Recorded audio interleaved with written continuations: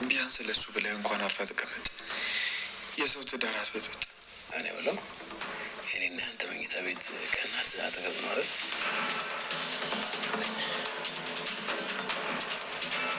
እንዴት ናት? እሷ አሁን ደህና ነች። እሷን እንደምንም ጽንሱስ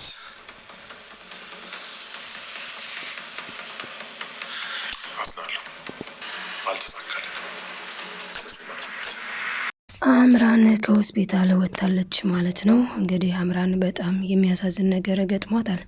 ምክንያቱ ደግሞ የገቢ ምንጭዋ ልጇ ነበረ። ማለትም አሁን ላይ ናሆም ሊያገባት የወሰነው የልጅ እናት ነኝ ልጅህን ነገ ስለምወልድ በሚል ነበረ። እሱም ቢሆን ቤተሰቦቹ ይህችን ልጅማ አታገባም በጭራሽ ብለው እንግዲህ እናውሯን ካዩ በኋላ ማለትም ከኤርሚ ጋር ያላትን ግንኙነት እንግዲህ እሷ መታ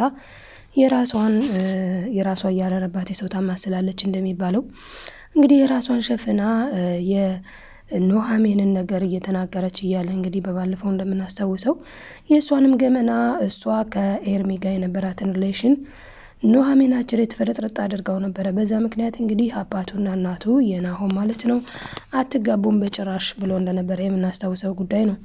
ስለዚህ አሁን ላይ እንግዲህ ናሆም ያገባት አሁን ላይ አብሯትም የኖረበት ምክንያት ልጇና ልጇ ነው። ልጇም እንግዲህ ዲኤንኤውም ሲመረመር የናሆም ሆኖ ስለተገኘ በቃ ሁለታቸው መቀጠል አለባቸው በሚል ነበር እንጂ እንደ አባቱ ማሳቤ ኑሐሚንን እንዲያገባ ነበር ናሆም የሚፈለገው። ታዲያ አሁን ላይ አምራን ከሆስፒታል ወጥታለች። ለናሆምም የተፈጠረውን ሁሉ ነግረዋለች። ማለትም ልጇ እንደወረደ ማለት ነው። ስለዚህ አሁን የሽምግልናው ጉዳይ ቀርቷል ማለት ነው። በምክንያቱ ደግሞ ናሆምም ቢሆን እንደዛ ከሆነማ እኔ ወዳታለሁ፣ እርግጥ አፈቅራታለሁ፣ ነገር ግን ምን ነው እንደዚህ ስቃይን የምበላ? በወጣው በገባው ቁጥር ኑሐሚን ስራውን መስራት አለባት። ኑሐሚን ጋር ለምን ታየ? ኑሐሚን እንደዚህ፣ ኑሐሚን እንደዛ፣ በቃ ከኑሐሚን ውጭ ሌላ ወሬ የላትም ብሎ አምራንን እንግዲህ ሊተዋት ተገዷል ማለት ነው። አሁን በጣም ደስ የሚለው ነገር ምንም እንኳን ከረፈደ ቢሆንም ናሆም ነቅቷል። ምክንያቱም ገንዘብ አስገብቼልሻለሁኝ የሽምግልና ጉዳይ እንዴት ነው ስትለውም እንግዲህ ገንዘቡን አስገብቼልሻለሁ ሲላት ገንዘቡን ጠርቀም ብታረገው በርከት ብታረገው መልካም ነው፣ ምክንያቱም ለሌላም ጉዳይ ስለምፈልገው ብላ ነበረ። አሁን ላይ የድግስም የምንም የሚሆን ብር አስገብቶላት ነበር። በቃ ገንዘብ ነበር ከኔ የምትፈልጊው ያውልሽ ገንዘብ ብሎ ናሆም አምራንን ትቷታል ማለት ነው። ከረፈደም ቢሆን መንቃቱ ደስ የሚል ነገር ነው። ምክንያቱ ደግሞ እንደሚታወቀው ነው አምራን ከናሆም የምትፈልገው ገንዘብና ገንዘብ ብቻ ነው። ለዚህም ነው ኑሐሚን ከዚህ በፊት ስትነግረው ነበረ በዚህ ሁኔታ ላይ የተጎዳ ነው እኔ እናንተ ብቻ ነን። አምራንና ኤርሚ እያስመሰሉ ነው። ማለትም ሁለቱም ፍቅር አያውቁም፣ ነገር ግን ለገንዘብ ነው። ማለትም አምራን አንተን የቀረበች ለገንዘብ ነው። እሷን ከሷ በሚቀበለው ገንዘብ ደግሞ ኤርሚ እኔንና አባቴን እየረዳ ነበረ። ስለዚህ ሁለቱም የገንዘብ ሰው ናቸው። ፍቅርን ግን አያውቁትም። እኔንም በገንዘብ ደልሎኝ በውለታ አስሮኝ ያልሆነ ነገር አደረገኝ ብላ እንግዲህ ኑሐሚንም ለናሆም ስለነገረችው ነው ኑሐሚን አሁን ላይ ፍቅሯ እየጠፋላት፣ ያው ማለትም ስለተከዳች ነው። ስለዚህ አሁን ላይ ናሆም ግን ወደ ሆስፒታል ሲመጣ ያገኛት አምራንን ከኤርሚ ጋር ነው። ስለዚህ ልጁ የኤርሚያስ እንዳልሆነ ግልጽ ነው። ምክንያቱም ዲኤንኤው ሊዋሽ ስለማይችል ማለት ነው። በእርግጥ ፍጹም አይደለም፣ ነገር ግን የናሆም ነው ተብሏል። ታዲያ አሁን ላይ ኤርሚዚ ምን ይሰራል? ምንሽም ካልሆነ የድሮ ኤክስሽ ከሆነ የድሮ ቦይፍሬንድሽ ከሆነ አንቺ ጋር ምን ይሰራል በሚል ጸብ እንግዲህ ናሆም ከአምራን ጋር ተለያይቷል ማለት ነው። በዚህ መሀል እንግዲህ ኑሐሚንና ናሆም ደግሞ አብረው እየሰሩ ነው። አሁን ላይ ኑሐሚን በጣም በሚያሳዝን ሁኔታ እስካሁን ሁለት ሰዎች ነበሩ። ማለትም ያው በጣም የሚያስቸግራትና የሚያስጨንቃት ኤርሚ ቢሆንም ነገር ግን ከናሆም ጋር ስትሆንም የሚያስቸግራት እና ማለት ነው። በጣም ደስ የሚለው ነገር እንግዲህ ኑሐሚንና ናሆም አንድ ላይ ሊሆኑ ነው። ኤርሚ ግን ያው ከአምራን ጋር ሊቀጥል ፈልጓል። በእርግጥ አይወዳትም፣ አያፈቅራትም። ነገር ግን በጣም ነው ያሳዘነችው። ምክንያቱም የልጇን መጥፋት ምክንያት እሱ ስለሆነ አሁን ላይ ለአጽናናት ይገባል ብለዋል ማለት ነው። ወይዘሮ ገነት የተቀየረችው ነገር እውነት ነው ወይስ ውሸት ነው? ኤደን እስከ ቤተሰብ ከጓደኞቿ ጋር ሄዳ ምን እየዶለተች ነው? ኑሐሚንን እንዴት ላጥፋት፣ እንዴት ላድርግ እያለች ትገኛለች ማለት ነው። እንግዲህ ኤደን ከዚህ በፊት በጣም ጥሩ ሰው መስላ ተመሳስላ ቀርባ ነበረ። የኑሐሚን አባት ማለትም አቶ ተሰማ እንግዲህ የኤደንን ማስመሰል ነቅተውበታል። ማለትም እንግዲህ ወይዘሮ ገነትና ኤደን እያወሩ ስለደረሰባቸው ማለት ነው። ስለዚህም አሁን ላይ ግን ወይዘሮ ገነትን ፈትኗት ነበረ አቶ ተሰማ። ፈተናውንም በስነ ስርዓቱ አልፋለች ማለት ነው። በጣም ደስ ይላል። ይህንንም እንግዲህ ለኑሐሚን ነግሯታል። በጣም ይገርምሻል ልጄ፣ የገነት መቀየር በጣም ገርሞኛል አባዬ ስትለው ጊዜ እሱም እንግዲህ አይገርምሽም? እኔም እኮ ጭራሽ ፈተንኳትኝ ለመድኃኒት መድኃኒት መውጥበት ያመጣችልኝን ውሃ ሱሬ ላይ ደፍቼ ሸንቼ የሆነ ተበላሽቻለሁኝ ብዬ አንዳንድ ነገሮችን አልኳት። እሷ ግን መታ ታዲያ ምን ችግር አለውና ላውልቅላ፣ ኧረ ይሸትሻል ብላት ራሱ ችግር የለውም እንዴ በፊት ራሱ ያስጨነኩ በፊት ራሱ ሸተትክኝ እንዲህ አልከኝ ያልኩ የእግር እሳቱ ነው እያቃጠለኝ ነው። ስለዚህ አሁን ላይ እኔ አንተን ልንከባከብህ እፈልጋለሁኝ። በበፊቱ በጣም ተጸጽቻለሁ፣ ከዚህ በፊት ተጸጽቻለሁ ስትልና ስትዋሽ እኛ ተመልካቾች ደግሞ እንደምንመለከታት ተረዲያ መስሎ ነው ምናምን እያለች እንግዲህ ሙድ ስትይዝ እና የነበረ አሁን ላይ ግን መለወጧ የእውነት እንደሆነ ግልጽ ነው። ስለዚህ ወይዘሮ ገነት ስለተለወጠች ደግሞ በጣም ነው ደስ ያለን። ኑሐሚንና አቶ ተሰማም በጣም ደስ ብሏቸዋል ማለት ነው የገነት መቀየር።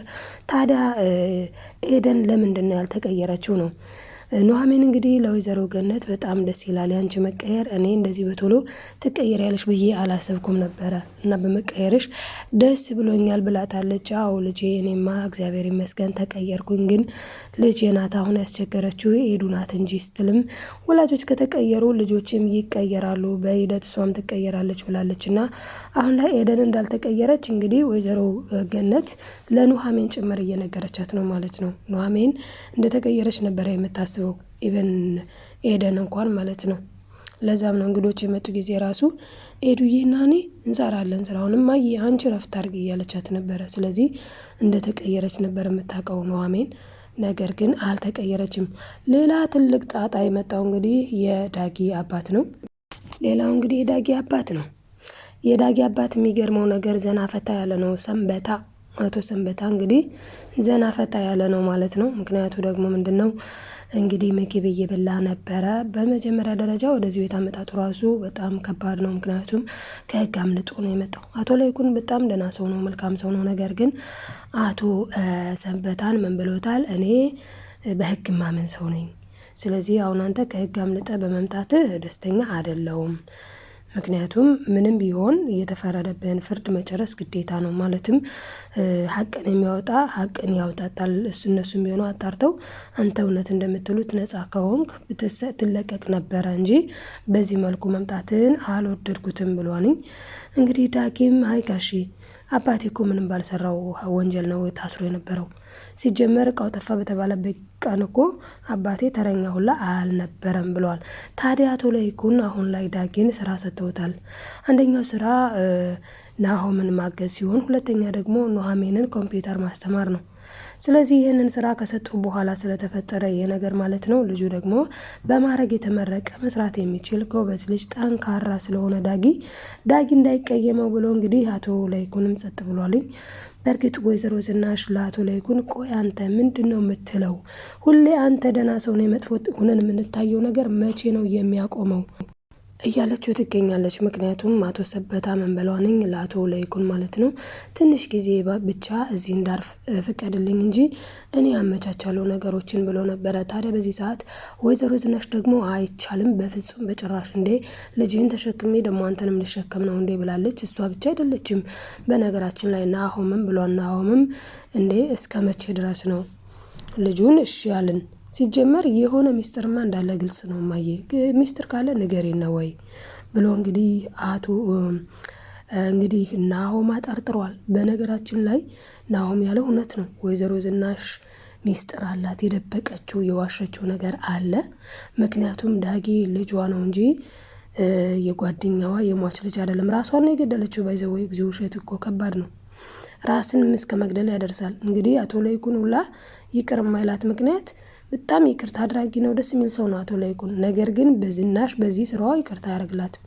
ምክንያቱም አንደኛ ነገር ቢያንስ የራሴ ልጅ ነው ማለት ነበረባት። ሁለተኛ እንደው ቢያንስ እንኳን ከፈራች ደግሞ የጓደኛዬ ልጅ ነው አለቀ፣ የሆነ ቦታ ናት እሷ ምናምን ሞታለች ጭምር ነው ያለችው። ራሷን ነው የገደለችው። በእርግጥ ይሄ ሞት ነው። የወለዱትን ከመክዳት የባሰ ነገር የለም። የወለዱትን መክዳት ከባድ ነው በጣም እና እንግዲህ የወለደችውን ነው በዚህ መልኩ የጓደኛዬ ልጅ ነው ብላ አስቀምጠዋለች ማለት ነው። የጓደኛዋ ልጅ እንዳልሆነ ደግሞ ሁላችን የምናውቀው የአደባባይ ሚስጥር ነው። ስለዚህ አሁን ላይ አቶ ለይኩን እንግዲህ አቶ ሰበታን ፈቅዶለታል። አቶ ሰበታም ተቀምጦ እያስጨነቃት ይገኛል ማለት ነው። ዝኑዬ ናፍቀሽኛል፣ ነይ ወደ እኔ ቀረብ በይ ልቀፍሽ እያለ እንግዲህ ሙድ እያያዘባት ነው። ጭራሹንም ይባስ ብሎ ለዳጊ ምን ብሎታል? ስማኝማ ልጄ ግን የእናትህ ክላስና የአንተ ክፍል ቅርብና ቅርብ ነው አይደል ሲል ዳጊ በጣም ነው የተናደደው። አባዬ ምን እያልክ ነው ብሎታል። እውነት ነው ማለት የአባወራ ቤት ነው። በእርግጥ እሷ ጥፋተኛ ናት። ምክንያቱም በፊትም ቢሆን ወይ ትዳር እንዳላት አለመናገር ነበር። ሰበታ ጋር ስትሄድ ለሰበታ ምን ብለዋለች? ትዳር አለኝ አንድ ልጅ አለኝ ብላ ነው እንግዲህ ከእሱ ጋር ሪሌሽንሽፕ ያደረገችው።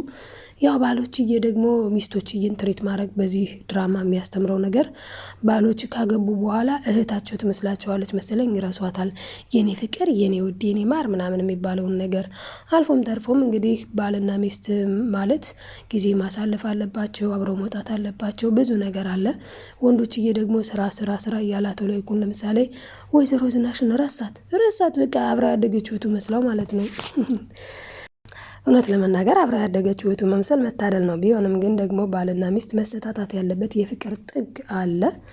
እሱ ንግስቴ እንዲላት፣ ፍቅሬ፣ ውዴ፣ ማሬ እንዲላት ቦታ ጊዜ እንዲሰጣት ትፈልጋለች። እሱ ደግሞ ገንዘብ ሲያሳድድ ይኸው ሚስቱንም አሳዶ ቁጭ ሚስቱን ከሌላ ሂዳ ቁጭ አለች። እሱ ገንዘብ ሲያሳድድ እና በኋላ ረፍዶ ሲገባት ብር የሚገኝ በ20 ዓመት ልብ የሚገኝ በ40 ዓመት እንደሚባለው እንግዲህ ወይዘሮ ዝናሽ ደግሞ ከሄደች ዳጊን ካረገዘች ምን ካለ እና ከዛ በኋላ እንግዲህ ከዳጊ በኋላ ምናምን ስትረዳ ባለቤቷ ማለትም አቶ ለይኩን እሷን ትተዋት ሌላ ችክ ይዘው ወይ ሌላ ነገር ችት አድርገውባት ምናምን ሳይሆን ለገንዘብ ብሎ እንደሆነ ነገቷት ለልጆቼ፣ ለሚስቴ፣ ለእኔ የሚያስፈልገኝን ነገር ለማሟላት ገንዘብ መያዝ አለብኝ ብሎ ለገንዘብ እየጣረ እየፈጋ እንደሆነ ሲገባት እንግዲህ ወደ ቤቷ ተስተካክላ ሰጥለንበጥ ብላ ኤሚንንም ወልዳለች ከዛ በኋላ ማለት ነው።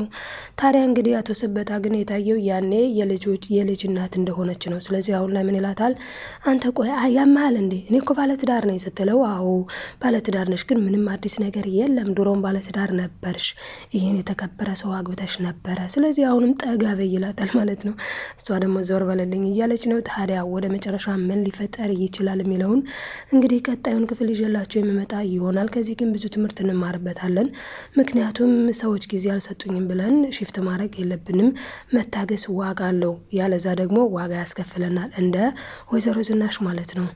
እና ብዙ እንደተማራችሁበት ተስፋ አደርጋለሁ ውዶችዬ። በያላችሁበት ሰላማችሁ ይብዛልኝ። ላይክ፣ ሰብስክራይብ እያደረጋችሁ አበረታቱኝ። ባይ ባይ ተወዳጆች።